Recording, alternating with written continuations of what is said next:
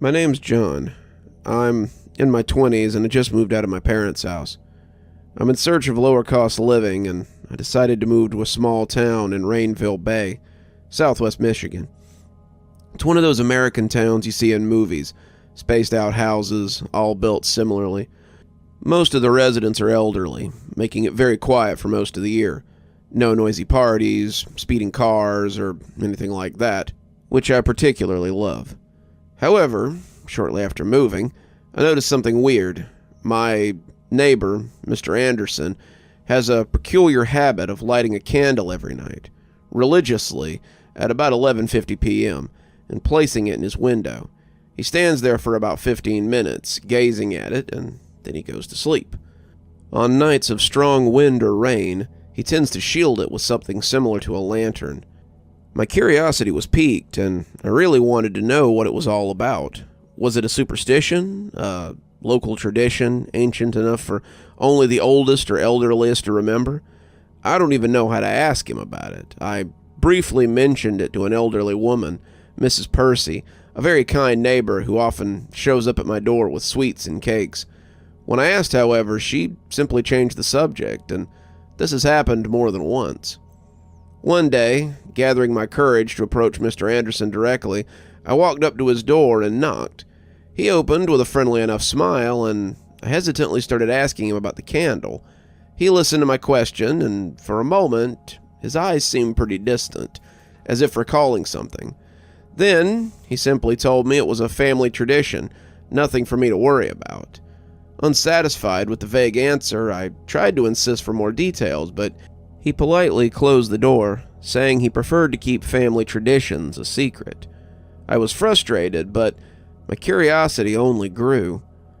I decided to search for information at the small cultural center in town, hoping to find some record that explained the tradition or someone who could shed some light on it. However, my efforts were in vain. The files were scarce, and the few available details on Rainville Bay didn't mention anything about lighting candles. I tried talking to the officials who handled the center, but they acted similarly to Mrs. Percy. Gradually, all this denial of information became an obsession for me. I waited all night by the window, just waiting for the moment when he would light his candle. On a holiday eve, I even stayed up all night to see if the candle could go out or when he would remove it. He removed it at exactly 5:55 a.m. I was running out of ideas. For a while, I even kept an eye on the neighbors' houses, watching if they would do the same. For some reason, only Mr. Anderson had this habit. With few options left, I went for my emergency plan.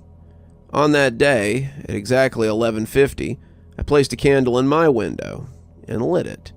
It had been an intense work day, and I really needed to sleep, but I just couldn't. I sat in an uncomfortable chair in my room, facing the candle to avoid falling asleep.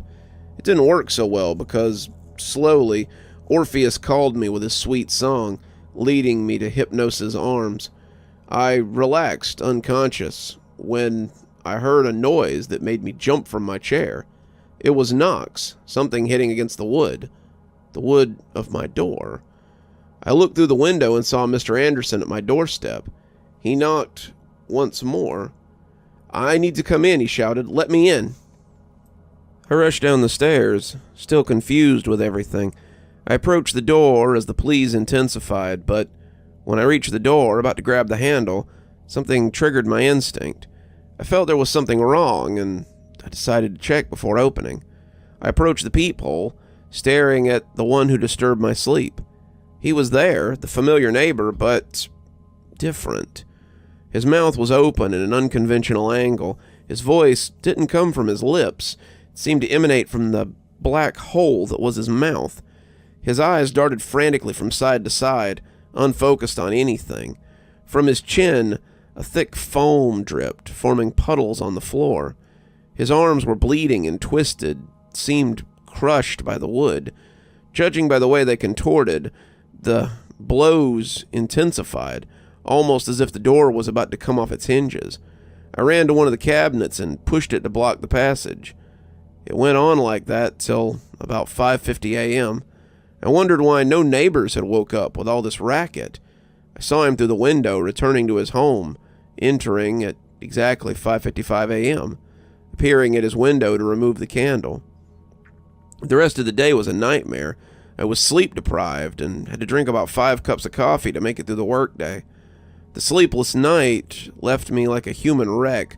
I had to go to work in that state, and the 5th cup of coffee in my hand felt like an illusionary comfort as I tried to stay awake.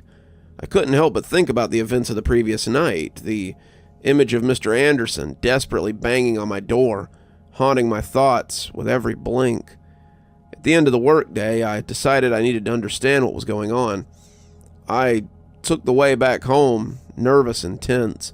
The town was shrouded in a peculiar silence, and the lights of the house hummed faintly.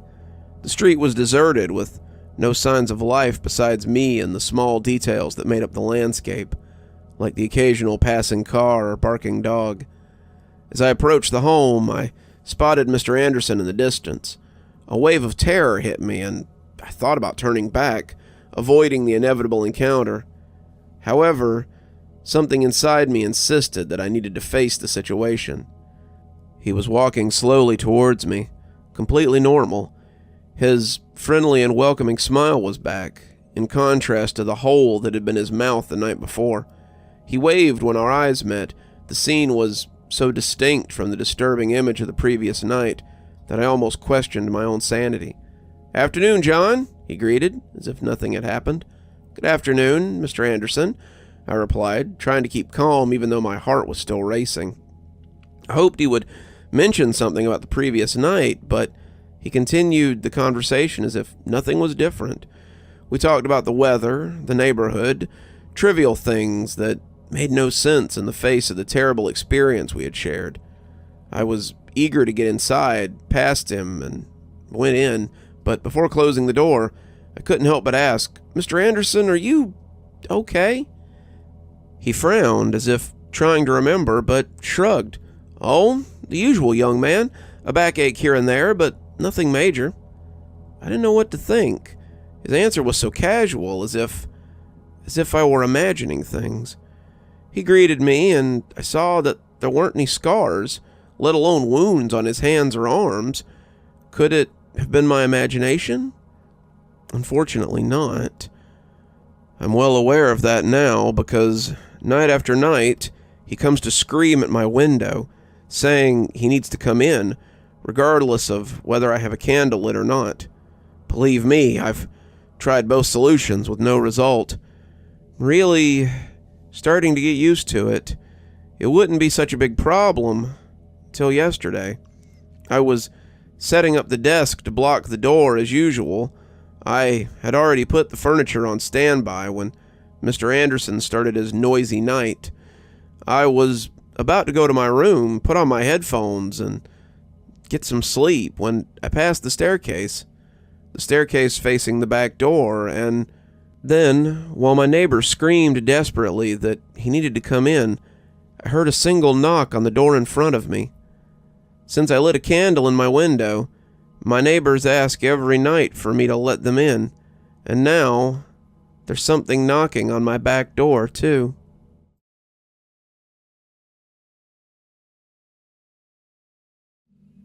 I want them to die. Her voice was little more than a whisper in the still air. There were no more tears, but the tracks were there, catching the moonlight on her skin. The blood had dried black on her swollen lips. I should have stopped her. I thought about it then, and I think about it now. This was how it began. It was the night of my 10th birthday, July 9th, 1991. The last of the party guests were leaving, family and friends in ones and twos into the late summer night. I'd said goodbye and snuck into the back garden to play with my new football.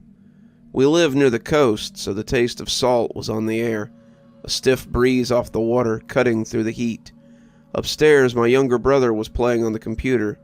Downstairs, my parents were tidying up and starting dinner. A figure in the distance caught my eye, dark hair tied back, walking fast through the long grass and into the woods. It was a girl I recognized from school, Katie Bridges. We were good friends, but she hadn't come to my party, despite being invited. It wasn't really a surprise. Everyone knew how she struggled to get along with other kids. I had plenty of friends, but it often seemed like I was her only one. I watched her until she disappeared into the tree line. Where could she be going alone, I thought. There was nothing out there but hills and forests.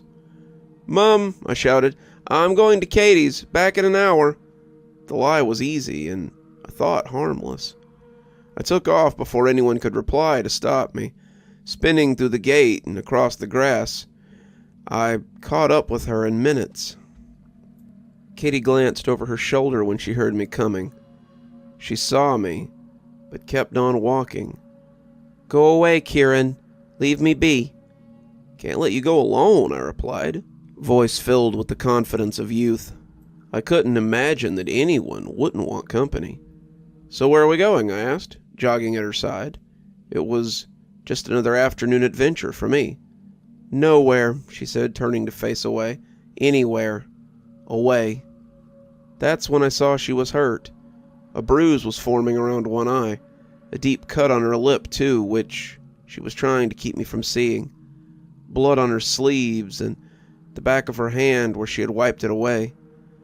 I knew what had happened. Her mother had hit her again. Maybe her father too. It was equally likely to be either of them. I didn't say anything.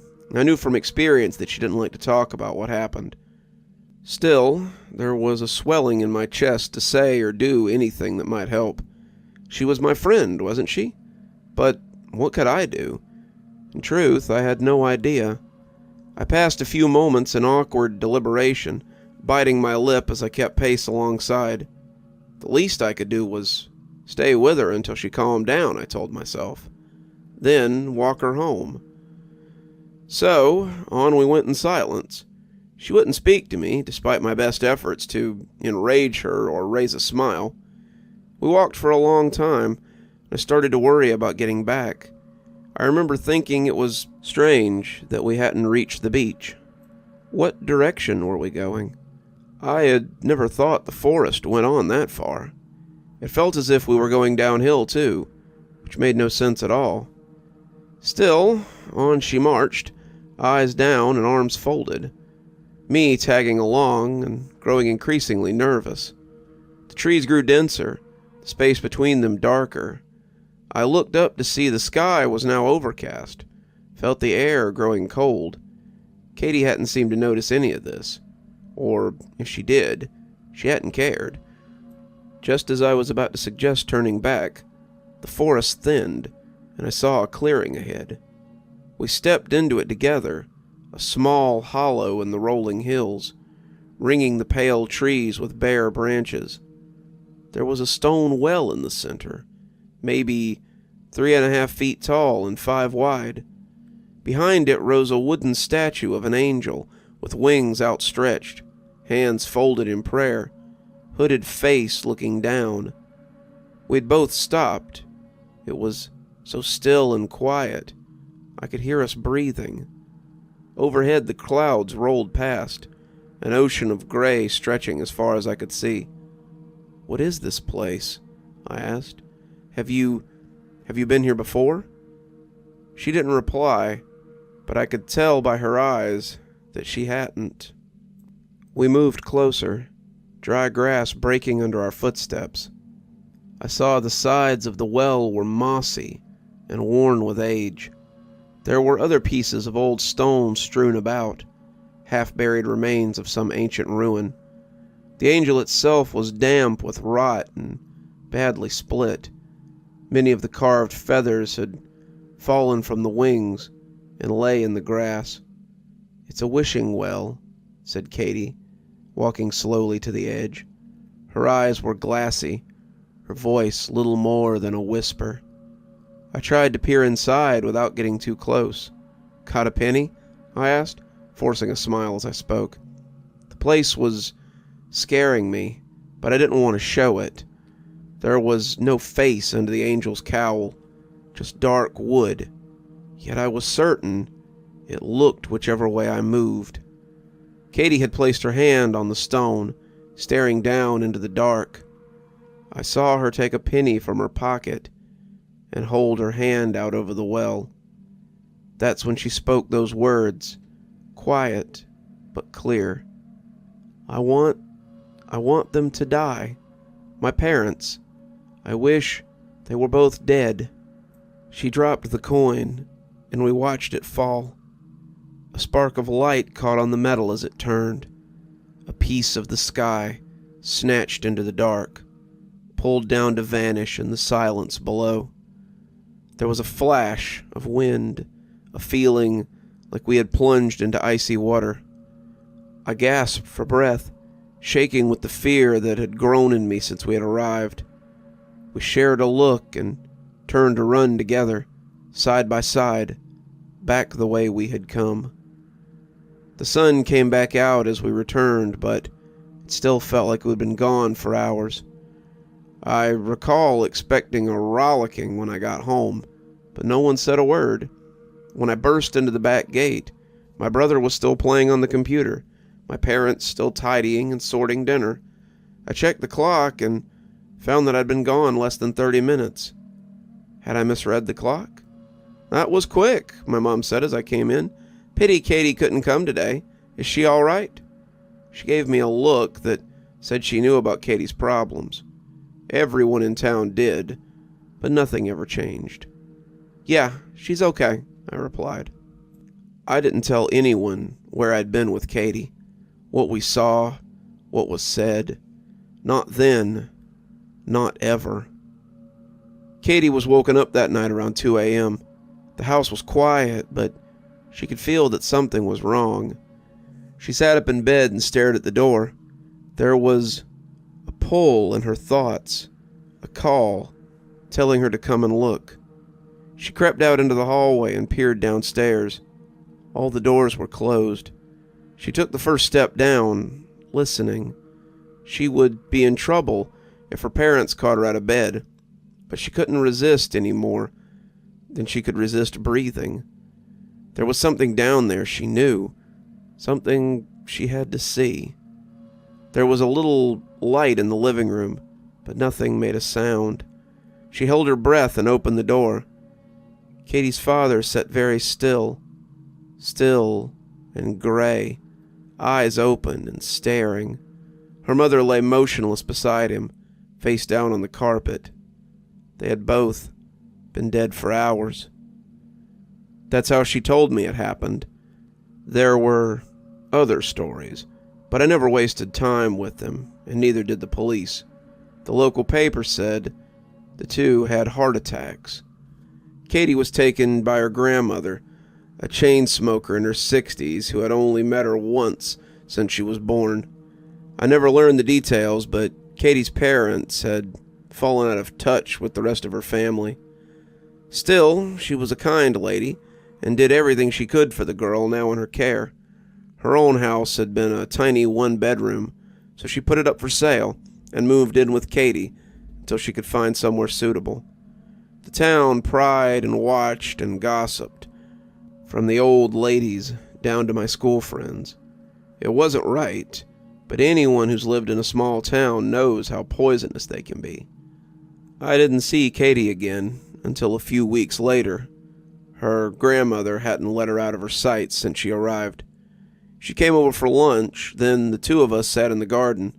My mom brought us some drinks and tried not to fuss over my friend. Katie waited for my mother to be out of earshot before speaking. "We need to go back," she said. I told another white lie to my mom, said we were going to Katie's, as her gran didn't want her away too long. Once we were out of sight of my house, we turned towards the trees, taking the same path we had the night of my birthday. We walked for almost an hour, but couldn't find anything. We kept ending up on the beach, no matter which route we took. Katie wanted to keep looking. She was desperate, and I understood why. But I didn't really want to go back either. That place had terrified me, but I couldn't say no to her. So we searched, back and forth over the same ground, until we were filthy and exhausted. We searched until we knew we would be in trouble, and even then, she didn't want to go back. She finally gave up when the sun was going down. We took a seat on one of the hillsides that overlooks our homes. She'd been crying, and I hadn't noticed. "Can't tell anyone," she said, "about what happened, about the wish I made." She was looking down at the ground to hide her face, a tremor in her voice. "Please, Kieran, promise me, not ever." I didn't hesitate. "I promise," I said. I can touch on this memory only lightly. It's a delicate thing, fragile and perfect, a ghost in glass.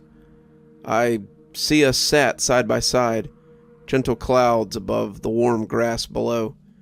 The only sounds were the distant waves, a rolling whisper in dusk's tender hush, two children alone at the edge of town, dirty hands and secrets, eyes alive in the sunset light. In the weeks that followed, I tried to forget that place, the angel and the well. As enticing as the mystery was, I couldn't deny I was still frightened. Some things were better left in the dark. Unfortunately, it wouldn't be that easy. 2 months after his death, the grave of Katie's father was dug up and the body was taken. The same night, her house was burnt down with her grandmother inside. They found Katie in the street, alone, catatonic with shock. I remember that night. The sound of the fire trucks woke me up, blue lights flashing as they passed. I got up and went to the window. Where Katie's house had been was the flickering light of fire, above it and black on black as the smoke fell against the sky. My breath fogged the glass, and I wiped it away. Behind me, my father was entering the room, and I hadn't even noticed. He put his hands on my shoulder, but neither of us spoke, just watched. I could hear the sounds of the blaze by then, tearing and eating the building away like a giant animal come to life in flame. I saw the silhouettes of firemen, saw an ambulance arrive. The beast roared and the roof came down, swallowed into the blaze below. Then my father snatched me up, turning me away from the window, and holding me tight like he hadn't in years, arms wrapped around as if he could keep me safe from all the hurt that waited in the world. No one seemed to know the truth of what had happened or why. A veil of secrecy had quickly dropped over the events, which was understandable. The local police, who had never previously been shy of chat and gossip, were suddenly tight-lipped. Even the mention of the Bridges family name drew dark looks. As for Katie, she was taken into social care, as she had no remaining family. This meant she had to move into the city, as our small town had not so much as a post office. It was all people talked about, though it seemed to me they cared more about the drama than the girl herself. I actually heard people say she was cursed. They said it like it was a little joke under their breath, like it might actually be true, and they were afraid to face it. Even my mother, who always had a soft spot for Katie, began to speak about her as if she was something dangerous, as if misfortune was contagious, as if the scared little girl who had come crying to our door when her father broke her arm was better off gone, best forgotten. I remembered looking at the burnt remains of her house on the way to school, seeing where the roof had collapsed in over her bedroom, and wondering where my friends slept now. Even months later, as autumn faded into winter, people couldn't help but stop and stare when they passed, at the boarded windows and the black scars left by the flame, at the pools of rain and fallen leaves scattered amongst the rubble. The tragedy of it all seemed to have a pull on the whole town, something we couldn't leave behind, the cold ash heart of us. I stayed in touch with Katie, despite what people thought and said. My father took the letters I wrote and posted them for me. He never said it out loud, but I think he admired the loyalty to my friend. He and my mother argued over it more than once. I recall listening from my room, ears to the door, but I heard him say to her, "It's up to the boy. I won't have anyone tell him otherwise." I didn't see Katie face to face again until we were in our 20s. She came back to our town and found a job, rented a flat, said she felt like this was her home, It had always been her plan to come back, she told me. Through children's homes and foster families, she always knew she would return. We managed to remain friends, but it wasn't the easiest to find time for each other. I had college, a part-time job, family, and a close-knit group of friends. They all seemed wary of her, especially the ones who remembered her from childhood. As time passed, Katie built herself a life, working hard and taking her chances when she got them. Within a few years, she started studying law at the closest university.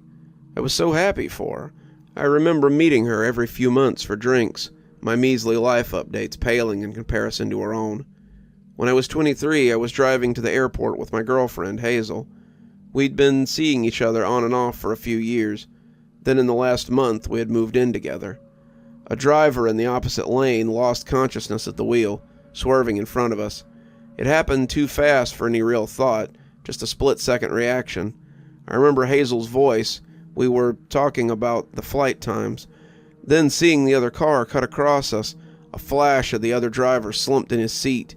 The impact, blurred lights and colors, the car spinning and turning over, and then another crash as we came to rest in the tree. When I opened my eyes, we were upright, surrounded by greenery. I could hear people shouting nearby. The side of my face was wet, and there was broken glass in my clothes and hair. As my head cleared and I saw the blood sprayed across the window, saw other small white pieces on my lap. There were teeth and parts of bones. None of the blood was mine. When we hit the last tree branch, it had come through the passenger side window, striking Hazel's jaw and killing her instantly. I'm trying, but these are only words, you understand. There are limits to what I can convey with them. Regret, guilt, pain, loss, all these things, and how I hate myself for feeling them when I survived and she didn't. I can't explain it.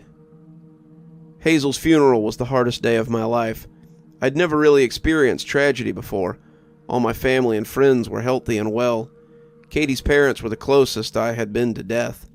People blamed me, and I knew it. It wasn't right, but they did. I'd been driving, and I'd walked away without a scratch. They would never say it out loud, but it was all over them. They stank of it. I saw it in their eyes, the way they held themselves, the silence between words.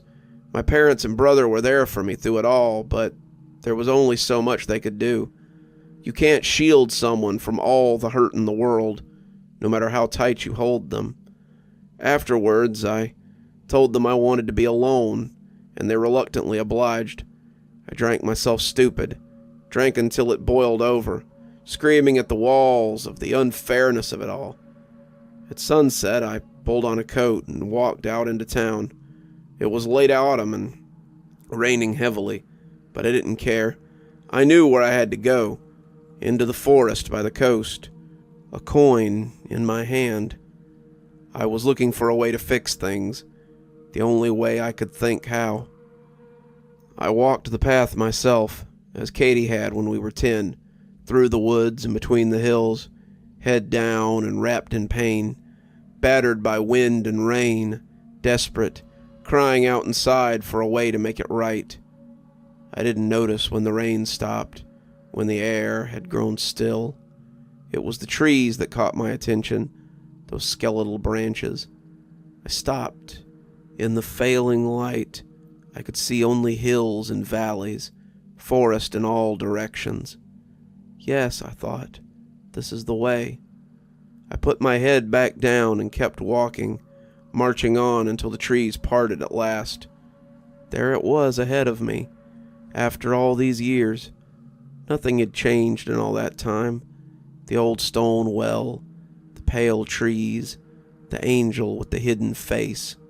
I thought I could make out the footprints of 2 children in the dirt and leaves. Thought you might be here. I spun around in fright to see Katie, breathing hard, hand on knees. She was soaking wet, wiping strands of hair from across her face. Couldn't let you go alone, she said. The words seemed frozen for a moment, a pause as the pain of the last week rushed up on me. Then the dam broke, and I stumbled forward, melting into her arms. All the strength left my body, and I sunk to the ground in tears. If you've ever felt like this, you'll understand. When it all comes out, and you don't care anymore who sees or hears. "I know why you're here, Kieran," she said. "It won't work." "What? How do you know?" I was still drunk, I realized, slurring my words. "'Cause I tried. My father, I made a wish here to bring him back, months after he died. But it wasn't him, Kieran. It wasn't my father I brought back. The pull woke me in the middle of the night, just like before. The urge to go into the dark and see. When I went downstairs, it was there, in the house, sitting where he had sat, rotting flesh and hollow eyes. It didn't have any teeth. The stomach was bloated. The smell nearly made me vomit. It had already killed my grandmother. I saw her body on the floor. Her face was cracking, brittle with the memories of her childhood. Then it saw me. It looked at me, Kieran, with those empty eyes. It tried to speak, to say my name. When it got up, I panicked. I locked myself in my grandmother's room. It was trying to get in the door. I knew I had to fix it. I had to fix the thing I had done. So I used a lighter and lighter fluid from her room and started a fire. Then I climbed out the window, went back to the front door and locked it inside. I didn't know what to say to her. Sat on the cold, dusty soil. Her confession had cleared my head. "I don't know how it works, this place." She got to her feet. It isn't always here. You have to want something. Want it more than anything else in the world. It had to be at sunset. You can't look where you're going. You have to keep your head down. I don't know everything you can wish for. Only some of the things you can't. You can't turn back time or make something out of nothing. You can't change. She paused, looking through the trees. You can't change yourself.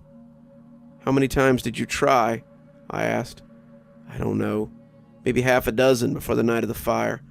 I was a child, alone, with the weight of those things. It was hard to stay away. I'm sorry I didn't tell you, Kieran. I wanted to make it right." I thought of her back then, a 10-year-old girl, life slipping through her fingers. I had no idea what it must have really been like. "I know how you're hurting," she said. "I know it as well as anyone can. But this isn't the way. You don't want that for her. What happened to my dad? He wasn't a good man, but he didn't deserve that. What I did to him." I rubbed a fallen feather between my fingers, the soft wood breaking apart in my fingers. I knew she was right. This place is evil, Kieran. We both know it. It's a trap for desperate souls. When I came back to this town, I didn't know if I could find it again. But now that I have, I know it should be destroyed. We should destroy it and never come back, so no one else can be poisoned by it. So we did. We smashed the well to pieces, dropped the stones down into the dark, not one ever making a sound. When that was done, we covered the hole with hundreds of broken branches stripped from the trees. It must have taken us hours. Last, we pushed over the statue. It took both of us, rocking it back and forth until it finally tipped. It broke into pieces as it hit the ground, each rolling away into dust. We didn't look back, just left together in silence. When we reached sight of home, we parted without a word. I had nightmares for months afterwards, something I never suffered from before or since. I would wake up screaming, not knowing who or where I was. The things I saw in those dreams have never left me. A faceless girl floating on a bottomless ocean, body tattooed with dark words and symbols. There are hands just beneath the surface, thousands, millions of them reaching for her. Then, angels in a cold desert surrounding a pit of earth. They pull each other's bodies apart and drop the pieces into the silent void below. They're screaming, but no sound comes. Only the parts of them falling, always falling, tiny lights vanishing into nothing. I didn't see Katie in the months that followed. It wasn't her fault, but she brought back too many difficult memories. I moved away from the town for several years, but could never settle. One morning, I woke up simply knowing that I had to go home. I had to be with my family and friends. My brother's wedding wasn't long after I returned. I saw Katie at the reception that night, sat alone on the steps outside the venue, champagne in one hand and a cigarette in the other. Despite her success, she still wasn't great at making friends. She turned to see me as I walked towards her. We hadn't spoken in years, but she smiled, took my hand to help her up. Then we were face to face, alone in the moonlit night. The sound of music and dancing inside seemed to melt away until there was only us, together. We kissed, wrapped in night and each other, as if from nothing. My life changed in that moment, finding something I never knew I needed. We spent the night together, then another. We moved into my flat the next month, and we were both engaged in the weeks after that. No one approved, but it didn't matter. We had never let each other go, not really. Even when the world didn't want her, I always did. I believed I had a lesson to learn, to realize what you have and hold it close. Everyone has hopes and fears. Everyone has their wishes and their demons. Can you hear yours now? Do you listen to what they say? Some can give you hope and drive you on. Some fill your heart with the things you've lost or will never have. The trick is to learn which are which. I need to skip on years again. So many it makes me feel old to write it. The world has started to feel shallower as I age. Smaller, narrower. There's less color, I think. Katie has a wonderful career. We have a beautiful home together and a good life. I'm her husband, though I sometimes wonder what else. Somewhere along the way, I lost my ambition and drive. I've been feeling uneasy for a long time now. It's been growing beneath the surface of our lives. Last night, I couldn't shake it. Couldn't get my thoughts away from it. I sat staring at the door. A pull in my chest, something telling me to come and look. Katie had told me she was going to meet a friend for a few hours. She often did, and I'd never thought anything of it. It was sunset. On the horizon, great clouds rolled in from the ocean, dark giants embracing the land. I followed her footsteps in the mud, though I didn't need to. I knew where I was going, driven by fear like a fire in the night. I walked on, head down. The air grew still and quiet, the trees thin and pale. I saw it ahead of me, the hollow, the well, the statue, standing just as they had when I'd first laid eyes on them. A path was worn into the dry grass. Katie was still there. She sat on the edge of the well, looking down into the black. "Knew you would figure it out eventually," she said. Now that I had arrived, I didn't know what to say. I couldn't stop. I couldn't stop trying to make things better. But I made mistakes. Mistakes I couldn't fix. It was like a fire I couldn't put out. I stood there in the dust, hearing the truth I already knew. There were no twists or tricks or hidden evils. I got exactly what I wished for every time, and it ate me away. Now nothing's right, nothing's clean. Everything I have left is poisoned by it. I'm empty. Can't you see, Kieran? Everything I have is worthless.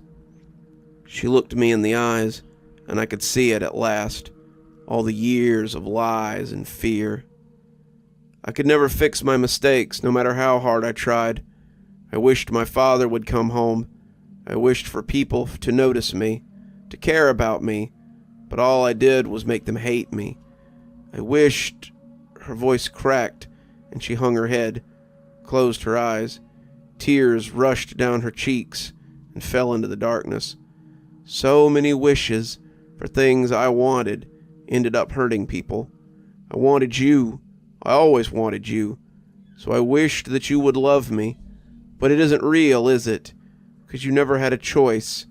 So it isn't really you. And now, it can never be real. And that's my fault, too. She didn't look at me. Didn't even open her eyes. She just pushed forward and was gone, vanishing into the silence of the night below. I should have stopped her. I thought of it then, and I think of it now. That was how it ended.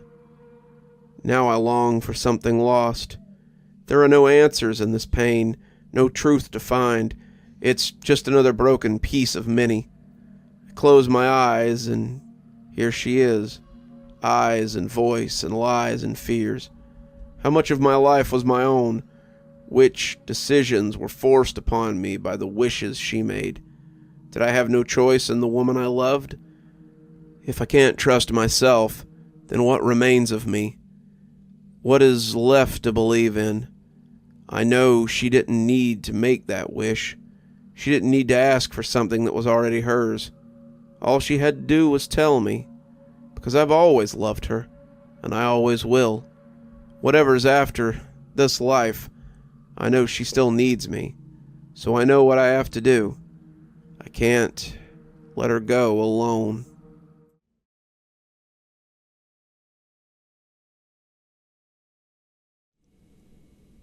The notification on my phone pinged when I was in the middle of cooking dinner. Typically, when I'm in the midst of simmering a sauce, I ignore any calls from my phone. Perfection takes time and attention to detail. If I don't want to ruin the sauce, I need to ignore my phone at all costs. That goes double if the notice is from work. My sauce was racing to the finish line, and it smelled amazing. This was the most critical time. If I kept it on too long, it would burn. Too short, and it's not as flavorful as it could be. It's all about striking the right balance. But when my phone pinged again, and again, and again, despite not wanting to let my attention drift, 4 notifications in quick succession seemed to warrant a glance. I put down the wooden ladle and picked up my phone. I was right, it was work-related. But it wasn't a stressed supervisor emailing me about something that could wait till tomorrow. Instead, it was a notification from our security system. As the office manager, that did demand my attention, as much as I hated to admit it. I unlocked my phone and saw that 4 different motion-activated security cameras had gone off. The back door, the back hallway, the central office bullpen, and the storage closet. It was as if someone had walked through the back door, made a beeline for the storage closet, but had never come back out. What the hell? I mumbled to myself. Then I heard a hiss behind me. I wheeled around and saw my sauce had boiled over. I dropped my phone and moved to the saucepan before it burned, but it was too late. The sauce was ruined. Hell, I sighed and shut off the stove. I picked up my phone and dialed my boss, Jeff. He needed to be aware that someone might be in the building. He lived down the street from the office and could meet the police there before I was able to get there. Plus, until I saw the person in the storage closet leave, I wasn't too keen on checking anything out myself. 2 rings later, and Jeff answered.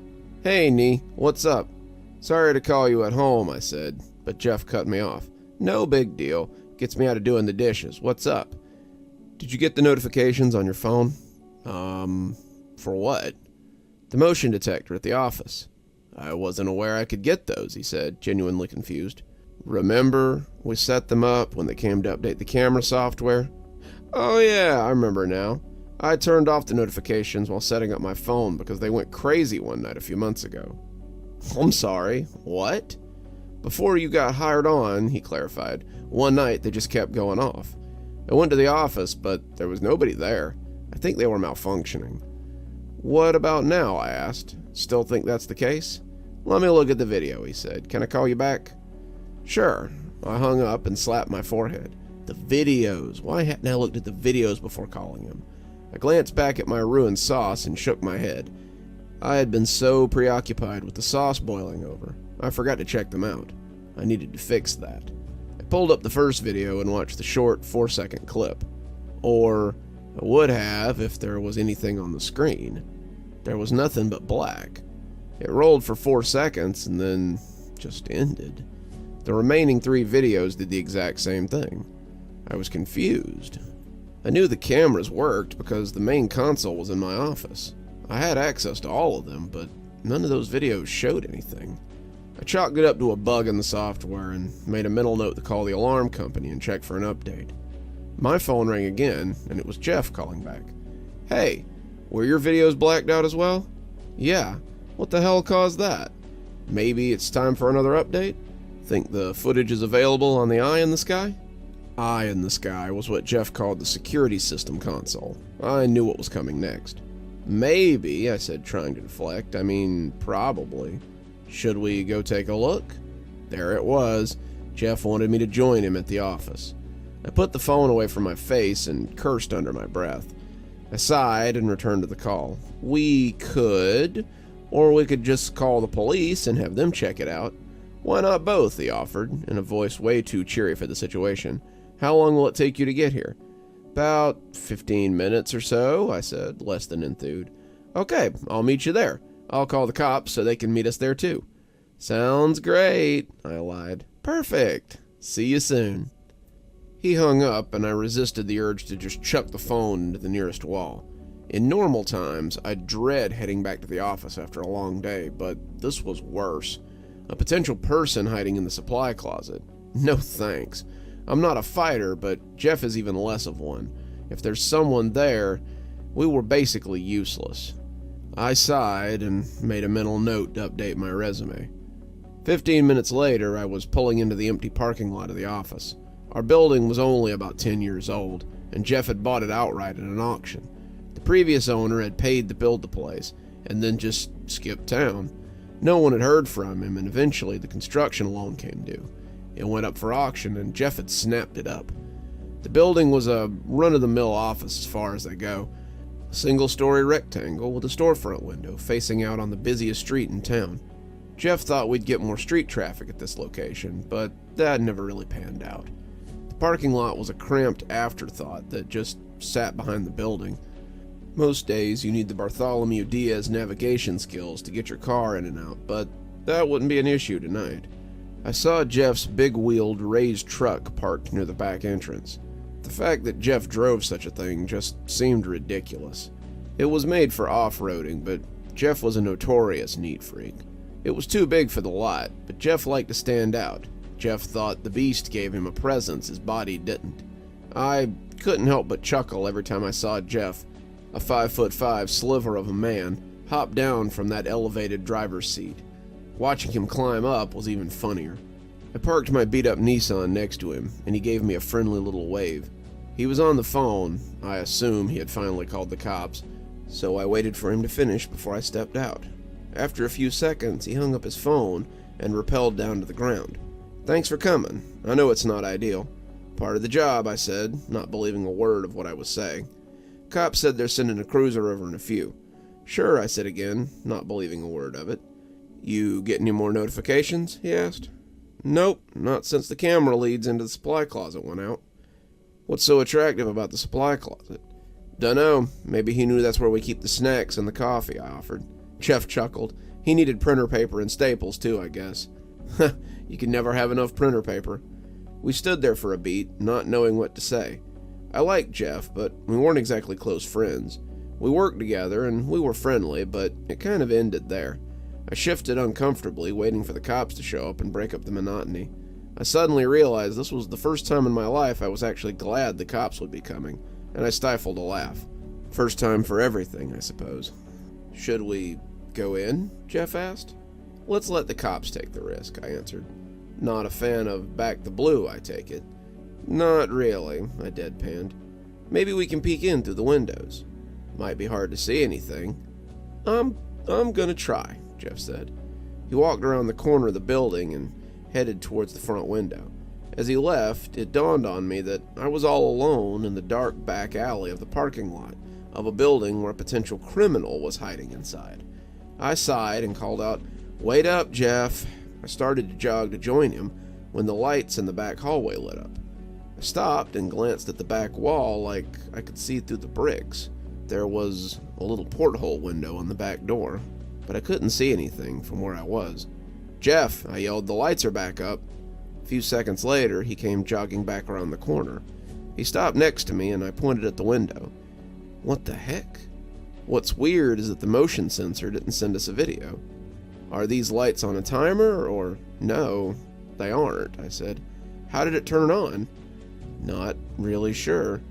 As the words escaped my lips, the lights went back out again. I pulled out my phone in anticipation of a video coming my way, but nothing did. I shook my head. "What's going on in there?" I said, more to myself than Jeff. "I'm gonna go take a peek in the window," he said. "Be careful, okay?" "I'll be fine," he said, with the confidence of a man twice his size. "I'll give Jeff this. He didn't back down from anything. This could be a blessing or a curse." He walked over to the window and stopped, looking back at me as he smiled. "If something happens to me, run." "Oh, I will," I said, not joking. Jeff cupped his hands and stared into the little window. I watched, anticipating running away, but not really going anywhere. After a few seconds, Jeff turned back and shrugged his shoulders. "I don't see anything." "Weird," I said. As I did, the lights started flickering inside. Jeff turned and looked back in my direction, but I still didn't see anyone. He was shaking his head in disbelief. "This doesn't make any sense." He turned back towards me and said, "Go around the front and see if you can see anything inside." I wanted to tell him to get bent, but I swallowed hard and said, "Sure." I spun on my heels and walked around the building. The last thing I wanted to do was peer inside the office when the weird crap was happening, and it really wasn't fair for him to ask me. In my head, I made a plan to get my revenge and call out on Friday. There wasn't much traffic on the street at the moment. That was to be expected. The town is sleepy at the best of times. In the late evening, it was more like a ghost town. I walked to one of the windows, cupped my hands, and leaned against the glass. It took my eyes a second to adjust, but everything inside looked undisturbed when I did. Off to the right, I could see the back hallway lights flickering, but no one was there to flick the switch. It was still odd as hell that the lights were freaking out. It didn't make sense. I was about to head back to the parking lot when something caught my eye. Near the supply closet, I saw an office chair pushed out from a desk. It rolled a few feet before stopping in the hallway. Either someone was hiding under the desk or... Whoop! Nearly jumped out of my skin as the police siren went off behind me. I turned around and was greeted with lights in my face. I raised my hands and shielded my eyes. "What are you doing out here?" a gruff male voice called from the car. "I work here. Can you move the light out of my face, please?" "You're the one who made the call?" "My boss did. He's around back." "Why are you peering in the window?" "Ask him. It was his idea." The cop opened the door and stepped out. Internally, I sighed. I knew this was going to be a whole thing. Cop's got a cop, after all. "You got any ID?" he asked. "In my purse, which is in my car, which is back in the parking lot, where my boss is." "No need for the attitude, ma'am," he said. "We got a call that someone was possibly inside the building." "Right, and you thought that after committing my crime, I would just hang out in front of the building on a busy street and peer into the window." "I'm gonna need you to step away from the building," he said. I shook my head. Of course, I thought. Before anything could go any further, Jeff came jogging around the corner and hailed the cop. "Hey, sorry, I'm the owner. We thought we saw somebody inside. We were just taking a look." "Have you entered the domicile yet?" "No, we were waiting for you," Jeff said. "We weren't sure if there was anyone inside, so we weren't going to take any chances." "Understood. Did you see anyone enter?" "Our motion sensors went off, but the footage was blacked out." "Affirmative. Who has the keys to the location?" "Just me and Nee here." I nodded at the cop. He looked away and back to the building. "Anyone tried to break in before?" "No." "Any signs of forced entry?" "Not that I could see." "Nee?" "None." The cop turned and faced Jeff with a serious look on his face. He pulled out his gun and flashlight and nodded to the door. "Can you let me in so I can take a look?" "Yeah, sure," Jeff said, pulling out his keys and unlocking the front door. The cop and I locked eyes for a beat. I smirked. "By the way, domicile means a place of residence, in where you permanently live. This is an office building. Nobody lives here. Just a heads up for next time." The cop looked away and grabbed his gun and flashlight. Jeff held the door open, and the cop walked in. Initially, I stood back and watched as the cop walked through the office, flipping on lights and switches as he went. But then I noticed Jeff starting in after the cop, and I grabbed his arm. "What are you doing?" I whispered. "Any area he walks through is clear. I want to follow him to see if anything's amiss." He wouldn't know what our office should look like. Neither would you, I thought, but didn't say. Jeff was here a few days a week, hobnobbing with clients on the golf course, coloring the rest of his days. But I wasn't sure if he was ever truly present. He always seemed to be going 1,000,000 miles an hour. Would he even know if something was out of place? Maybe, but maybe we just let this guy do his job? Suddenly, all the lights went out in the office. The cop turned back towards us and yelled, "Why'd you shut the lights off?" "We didn't," I said. "Well, what the hell happened?" "Maybe we lost power," Jeff said. I nudged him and pointed at the nearby computers. They were all still powered on. Jeff stared at the computers, trying to puzzle out what had happened, when I felt my phone vibrate in my pocket. I pulled it out and saw that we had a new video from the camera.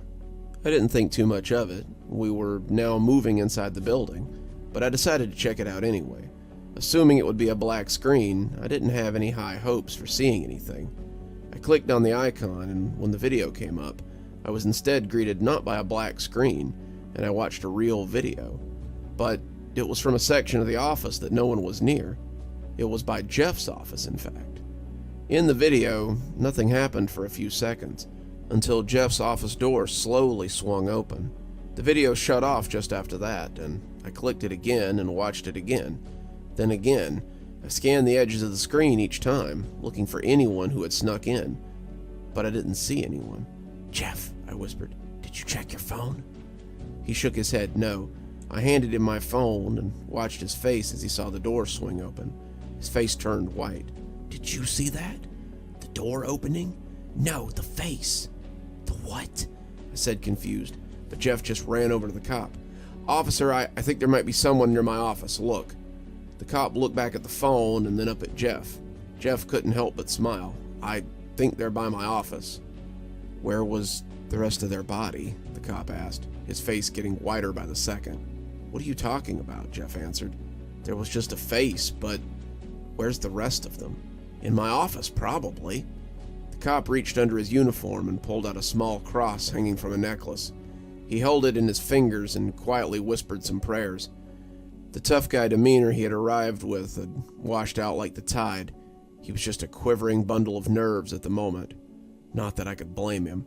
I don't think anyone's in here," he finally said out loud. "I think it was equipment malfunctioning."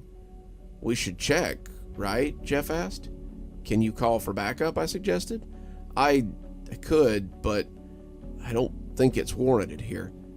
"Can you at least come with us to check out my..." There was a sound of someone running from Jeff's office towards the central bullpen. We all turned in that direction, but didn't see anyone running. We heard it, though. We all heard it. As quickly as it arrived, it went. We were all alone in the dark and quiet office, utterly perplexed. I don't know what that was," Jeff offered, breaking the silence. "I think maybe it was the building settling, or street traffic." "That was a ghost," the cop said. For the first time in my life, I was inclined to agree with law enforcement. We should go," I said. "I don't think there's a threat here that can't wait until morning." "I think she has the right idea," the cop said. "We should at least check the storage closet, right? I mean, someone set the sensor off when they went into the closet, but never set it off again, so either someone's in there or the camera's on the fritz." I saw the look in Jeff's eyes. He was going to check regardless of what we said, and I nodded. "We can go look. Worst thing, some deranged psychopath jumps out and stabs us all. Best case, it's a ghost. Where's the downside?" The cop looked like he was going to vomit, but he wasn't going to leave. He was holding his cross in his trembling fingers and muttering a prayer, but he stayed put. We walked down the hallway towards the supply closet, not knowing what to expect, but finding dread all the same. We stood outside the door, and the lights in the building started flickering again. I sighed. Probably a good sign, I deadpanned. Jeff didn't vocalize a response. Instead, he just grabbed the doorknob and twisted the handle, and pushed it open. I glanced over the cop, who had closed his eyes as the door came open. If it wasn't for the severity of the moment, I might have laughed. "What the hell?" Jeff said. My attention snapped back to the closet, and my jaw went slack. Jeff turned to me and asked, "Is this a sick joke, Nee?" My heart started beating like it was in the middle of a nightly jog, though my legs were cemented to the ground. If I had had my druthers, I would have listened to my heart and broke out into a sprint. On the floor in front of us were 36 pins laid out to spell one word: Nee. "The hell?" I whispered. "Is this a joke?" Jeff repeated. "I didn't do it," I said, trying to find my bearings. "If I did, you would have seen me on the video." "Not if the video wasn't working," the cop added. "The videos that got sent to the phone weren't working, right?" "No, but why would I do this? I've got no motive for this." "Maybe you want something else? A raise? Though this might be a way to get it," the cop said, truly throwing darts at anything. It was clear that his fear had been replaced with embarrassment and growing rage. "That makes no sense. Jeff, you can't honestly believe this crap. I didn't even want to come down here tonight. I ruined my sauce for this nonsense." "But why your name?" Jeff asked. "Don't think I'm wondering the same thing." "Do you know it's a crime to file a false police report?" the cop said, regaining his bravado from earlier. "Bitch, no one's filed anything yet. Watch your mouth." "Guys," Jeff said, trying to calm things down, "I don't need some asshole sweating me while I'm already dealing with some next-level ghost crap, okay?" I yelled, pointing at the pins. Just then, all the power in the building went out, and we were swallowed in darkness. If I wasn't horrified, I would have unloaded the snarky comment I had in the chamber. Instead, I was paranoid that something evil was in the room with us. "Nee," a disembodied voice said near my ear, confirming my feelings. "I see you. I always see you." I snapped around, but there wasn't a soul there. "Did you hear that?" I asked. "No," the cop said. "Me either," Jeff said. "Someone said my name." "Come on," the suddenly brave cop said. "I don't buy any." The power came back on. You could hear all the computers restarting at the desks. The lights over us turned back on too, but they were dim. I found that odd, as none of the bulbs were on dimmers. "Nee," the voice said. "Did you hear that?" I said, my eyes wide with fear. "You feeling okay?" Jeff asked sympathetically. "I'm fine," I snapped. "How are you not hearing?" "Nee. Watch the floor, Nee," the voice hissed, drawing out my name. Before I could tell the others, I saw the pins that spelled out my name rolling to take the shape of an eye. Stunned, I pointed down, but before the cop or Jeff could look down, the pins flew away. "Did you kick those?" the cop asked. "Ah!" the voice screamed directly behind me. "What the hell?" I yelled out as I fell into the closet. The cop and Jeff also stepped deeper into the closet until we were all crammed inside. The door slammed shut on us, and the lights blinked out again. We heard footsteps running away from the closet, down the back hallway and out the back door towards the parking lot. We heard the door slam against the wall as whoever it was almost ripped it open, but then there was quiet again. For about 2 seconds, the cop grabbed the handle and ripped the closet door open. He went at a full sprint, calling over his shoulder for us to call a priest. He got back in his squad car, hit the gas, and just like that, he was gone and guaranteed to never come back. Jeff helped me up. His hand was clammy, and I thought I might lose grip of it. We stood there for a beat, unsure of what to say to each other. Finally, I broke the silence. "What in the hell was that?" I'm not 100% sure," Jeff said, but what? "When I bought the place, I did get it for a steal." "Yeah, you told me that before. Have I ever mentioned why I got it for a steal?" "The guy who built it left town, right?" "Well, that's not actually the story." "What do you mean?" "The guy did suddenly leave town, but it wasn't because he wanted to." "What happened?" He was murdered." "Here? In the building?" "Yeah, but also literally here. in the supply closet. I ran out of the closet like the floor was lava. I tried to punch Jeff, but I remembered my rent was due and held back. I still balled up my fist just in case a FU switch got flipped. Why didn't you tell me this? I haven't told anyone that. It happened in the past. How did he die? Someone killed him, Jeff said, looking away. They might have mentioned something about ritualistic something or another. He was killed by a cult? I don't know that. No one does. All I knew was that the building was finished, big enough for my growing company, and way underpriced. I didn't have a choice, Nee. It was a steal. Is this the first time? Well, yes and no. There's been weird stuff before. Papers moving, doors closing, stuff like that. But nothing like what we saw here tonight. You've had weird things happen and never bothered to tell anyone. Never bothered to tell me. I close up the building most nights. Alone. If you would have seen something strange, I assume you would have told me. I never heard from you, so I assumed everything was kosher. Is everything kosher now? I asked. I don't know. You heard that thing run out, right? I heard something run out of here. Are we safe? I think so. Do you want me to go check? Seems the least you can do, Jeff. He didn't argue. He walked out of the supply closet and went to check if the coast was clear. After a few minutes, he came back and said we were good. We walked out together into the parking lot. If you need to take tomorrow off, he started, I'm going to need to take the rest of the week off. Like I was saying, the rest of the week, that's okay. No penalties on my end. Jeff, you should probably tell the office. Probably, but let's sleep on it, okay? I'd rather wait for Monday when you're back to do it. They'll think I've gone loco if it's just me. I agreed, and we went to our vehicles. I watched Jeff slip and bash his shin on the running boards while climbing into his Mondo truck. I laughed and didn't care. It was karma as far as I was concerned.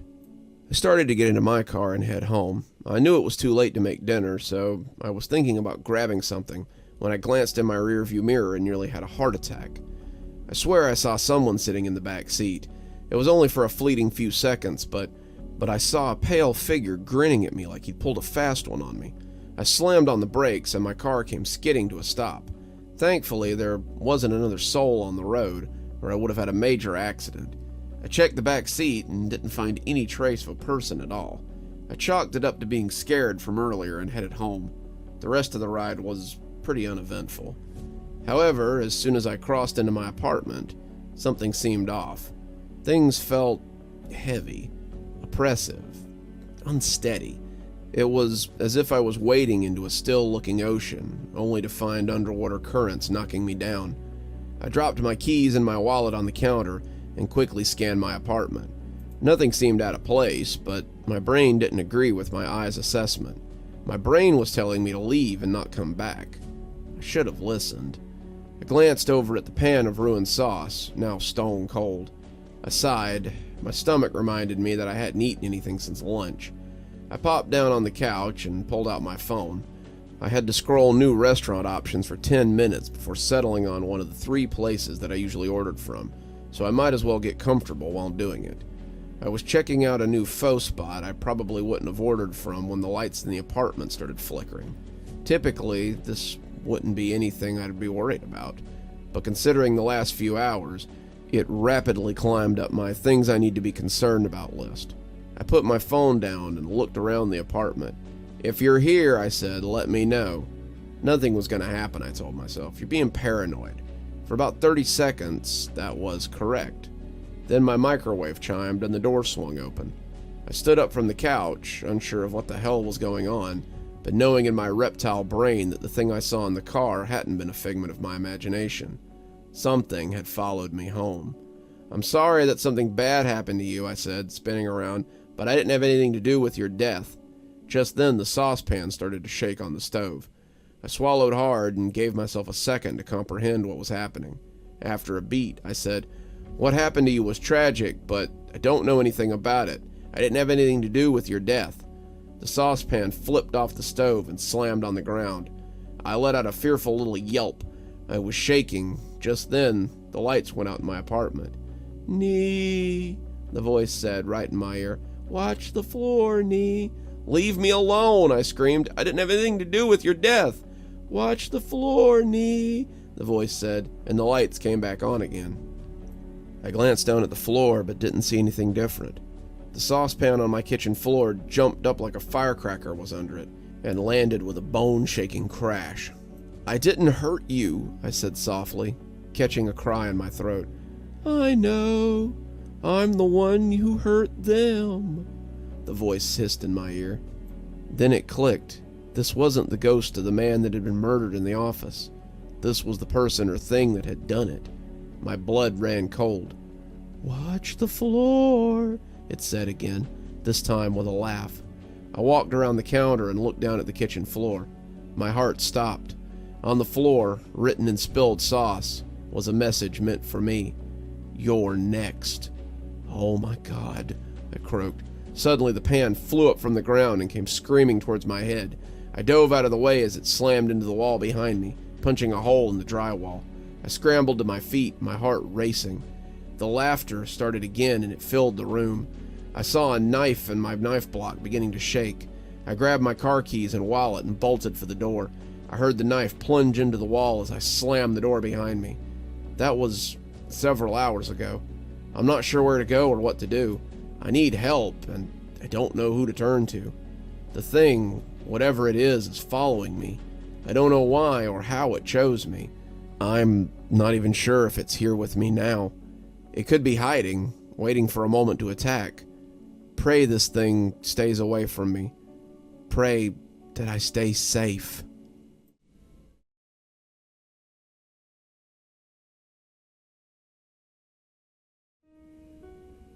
I knew a man once, named Dr. Ford Ashley. He was a brilliant biochemist, and my mentor for the better part of 3 years. When I met Dr. Ashley in June of 2005, he was a character to behold. He stood at 6 foot even, and was as thin as a pencil. He had very pale skin, and a very slight, consistent cough. He greeted me in his lab with a smile and a weak handshake, before coughing into a white handkerchief that seemed to always be in his hand. By this point, I had completed most of my schooling, and was looking for an expert to help hone my skills and start my own lab someday. Ford, as I had come to call him, was at first very introverted. He told me about the things he was getting paid to work on, and taught me various techniques to make things faster and easier. It wasn't until November of 2005 that I started to learn more about him and his personal goals. Whenever there was free time in the lab, he would be searching for cures to various degenerative respiratory diseases. He was a visionary when it came to this, always knowing the outcome before asking the question, it seemed. Around the anniversary of when I started with Ford, I began to learn his true motivations. Up until this point, it seemed that Ford had spent nearly all of his time in the lab. I would sometimes leave late in the night and return early the next morning, only to find him still toiling away. He never seemed to need to sleep. It was July of 2006 when that slight cough got significantly worse, to the point that he began leaving red and black splotches on the handkerchief. I asked him about it one day, and he would only say that it was a bad cold or some other common ailment. I walked into the lab one morning in late July and noticed that Ford wasn't there. This had never happened before. I'd always either met him there or, more commonly, found him there working. I called his name and got no answer. I didn't think much of it, so I started getting ready for the day, checking the equipment and whatnot, when I noticed that the door next to his office was slightly ajar. I went to the door and called out for Ford once more.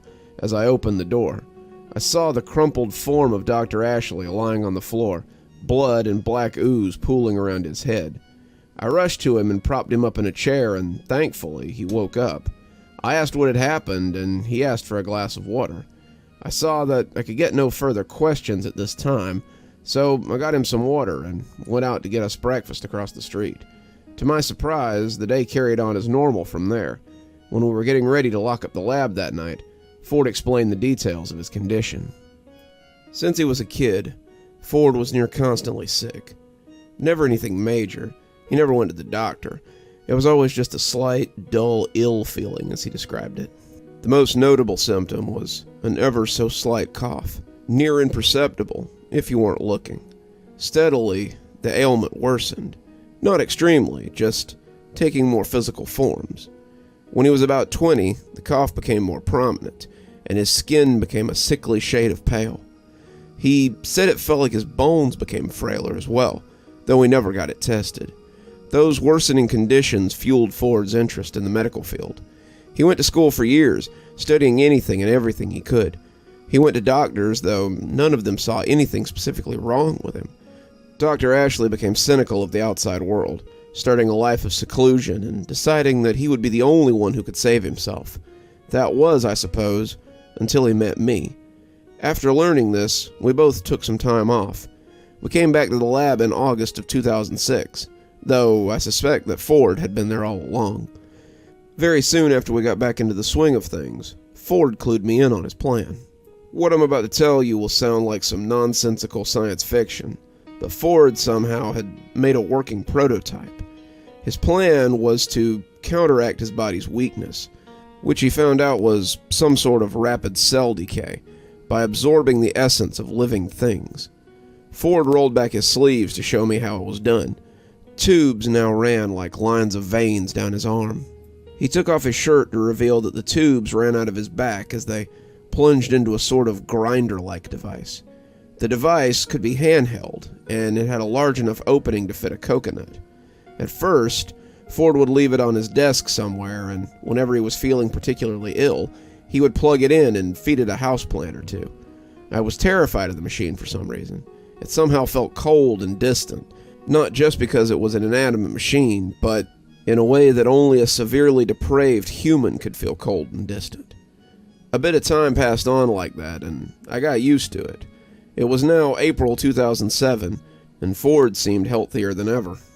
He got rid of the handkerchief, and even started going for walks at the local park whenever he had a chance to get away from the lab. He seemed happy for a change. Then, all of a sudden, his condition rapidly started to deteriorate. He ended up worse than he had started, skin beginning to dry up in patches and fall off completely. He was coughing near constantly, and half the time blood was coming up. He could barely stand. Here's where I did the first of a few terrible things to come. Ford collapsed once again and his breathing was ragged. I could tell he would die if I didn't do something soon. I plunged him into the machine and threw some plants into it, but it did nothing. My mind raced, and all of a sudden, my feet carried me over to the lab and down the hall. There was another lab that tested beauty products in the small building. I went to that lab and grabbed a rat. I don't know how I did exactly what I did next, but I threw the rat into the jaws of that awful machine. Ford perked up a moment later, thanking me profusely, then consoling me. He said it was a necessary evil, and at the time, I believed him. We got back to work for a few days when, for the first time ever, Dr. Ashley actually wasn't there. I searched around for him, but I didn't see him. Everything was locked up properly, and I noticed that the machine was gone. Ford didn't show up all day, but I got a decent amount of work done regardless. The next day, Ford apologized for his absence and said he had a family emergency he had to tend to. I didn't think anything of it. Midway through the day, Ford asked if I wanted to go on a walk in the local park. He said he'd found a pretty spot overlooking a large field.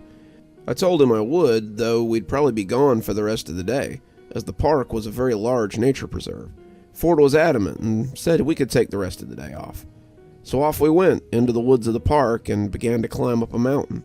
I hadn't had too much time to explore this place as a kid, so I was following every twist and turn as Ford took them. It started to get late when I noticed that Ford wasn't carrying the machine. I don't know how I hadn't noticed this, but I assumed it was at his house or something. Slowly, day becoming night, just as we got to the mouth of a cave, I had a very uneasy feeling at this point. But Ford somehow convinced me that if we were lost, we could spend the night in the cave. It was a fairly tight squeeze to get in, the entrance maybe 3 feet tall, and it was decently well hidden behind hanging moss. I wondered how Ford had been able to spot this. The mouth of the cave looked unstable, like any sudden force or any sort of weight behind it could collapse the whole thing. My eyes slowly adjusted to the darkness, and I saw horrors I couldn't believe. I saw bloodied and torn up bones, hunks of flesh and blood splattered everywhere, and handprints on the wall. I tried to let out a scream, but my mouth wouldn't open. "Why are you so scared?" a crazed voice echoed through the darkness. "Can't you see? This is progress. You helped me make everything I ever wanted. This is all because of you." I ran for the exit as I heard and saw the machine hum to life. I looked back to find Ford already upon me. I managed to dodge out of the way enough so that his attack only grazed my leg. But he still managed to saw a chunk of meat clean off the leg. I pushed and punched at him, maybe a few times. It's hard to remember, but I managed to make some distance. I sprinted for the cave entrance and jumped out into the cold night air. I slammed at the entrance to the cave as I heard the whirring of gears come closer at a rapid pace. Finally, the rocks began to fall, sealing off the cave with piles and piles of loose earth.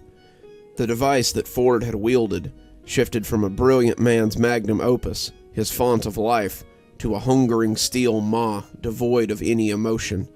I don't know for sure how many people he had killed. Ford had been overtaken by lunacy. He had become nothing more than an animal whose only goal was survival. I sometimes pity the man to this day, even after all he did, as he didn't fail in the end. The maw became too hungry, and when I unsealed the cave I had trapped him in for days, the machine had eaten most of his body. It was either wholly gone or shredded beyond recognition. No one knew who Dr. Ashley was or that he had even died. At least until now, I suppose.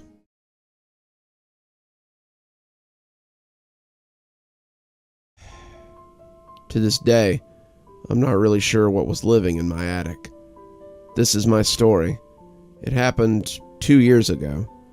I was 25 years old and was living in a big old house from the 1920s.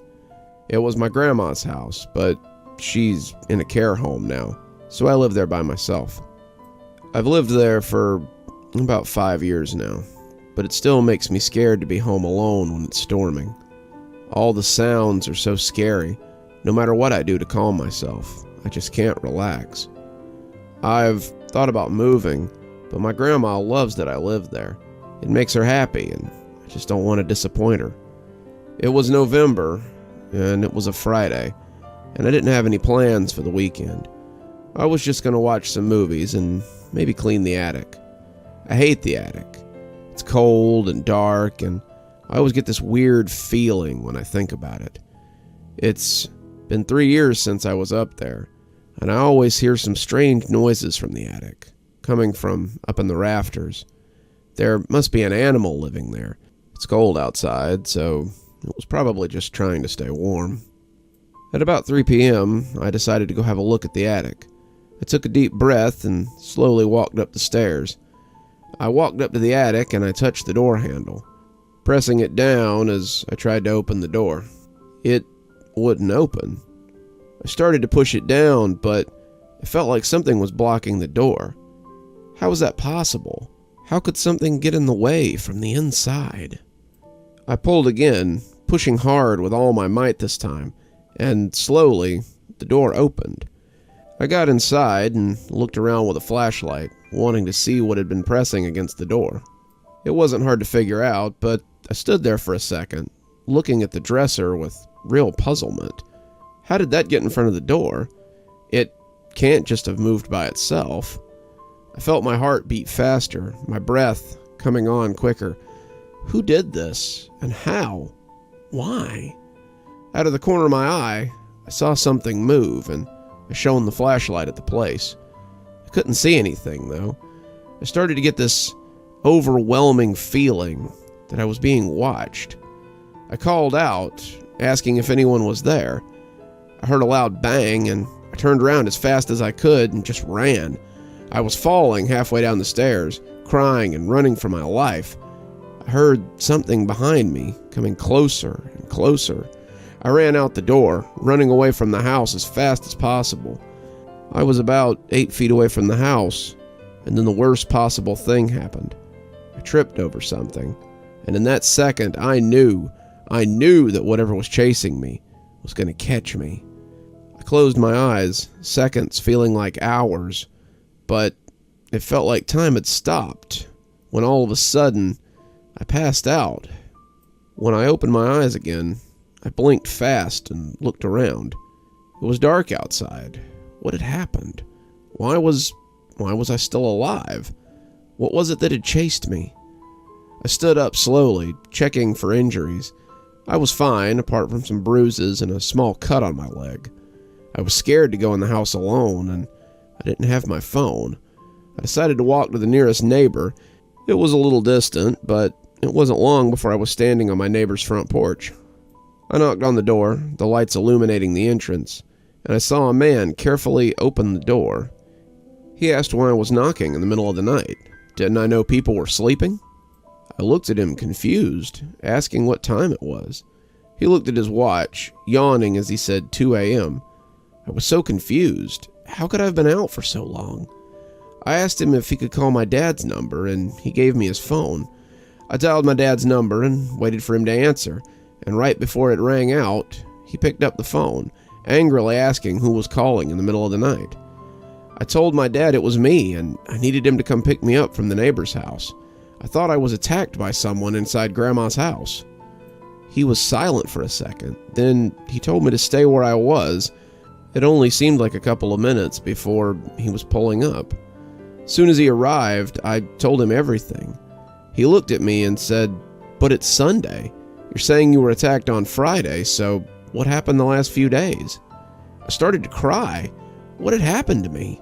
My dad drove me to the hospital, and they examined me. They took some tests, and when they came back, they told me that they'd found drugs in my system. They said the drugs must have made me unconscious, and when they had a look at my body, they found signs that I'd been chained up, starved, and beaten.